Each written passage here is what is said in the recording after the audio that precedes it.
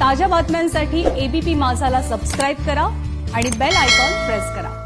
मराठा आरक्षण उपसमितीची आज सकाळी 11 वाजता सह्याद्री अतिथीगृहावरती एक बैठक होतीये। मराठा आरक्षणाची स्थगिती उठवण्यासाठी आतापर्यंत राज्य सरकारने 4 अर्ज सर्वोच्च न्यायालयाच्या मुख्य न्यायमूर्तींकडे सादर केलेले आहेत। रश्मी पुराणिक आपल्या प्रतिनिधी सध्या आपल्या सोबत आहेत। रश्मी, काय प्रमुख अजेंडा आणि कुणाकुणाची उपस्थिती असेल?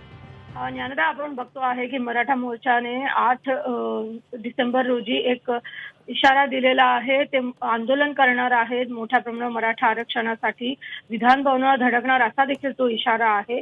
त्यामुळे कुठेतरी ही बैठक जी आहे ती आजची त्या पार्श्वभूमीवर होत आहे। या बैठकीला उपसमितीचे अध्यक्ष अशोक चव्हाण असणार आहेत, त्यांच्याबरोबर बाळासाहेब थोरात, दिलीप वळसे पाटील, एकनाथ शिंदे, अनिल परब देखील उपस्थित असणार आहेत। विशेषतः एकीकडे महाराष्ट्र सरकार जे आहे सुप्रीम कोर्टामध्ये 4 वेळा अर्ज केलेला आहे, त्याची अजून सुनावणी होत नाहीये आणि त्याच वेळेला आंदोलकांकडून जो दबाव आहे तो वाढत आहे। त्यामुळे नेमकी काय तोडगा करायचा आहे, पुढची रणनीती काय असणार आहे, ह्या सर्वच बाबींवर आजच्या बैठकीमध्ये चर्चा होणार आहे।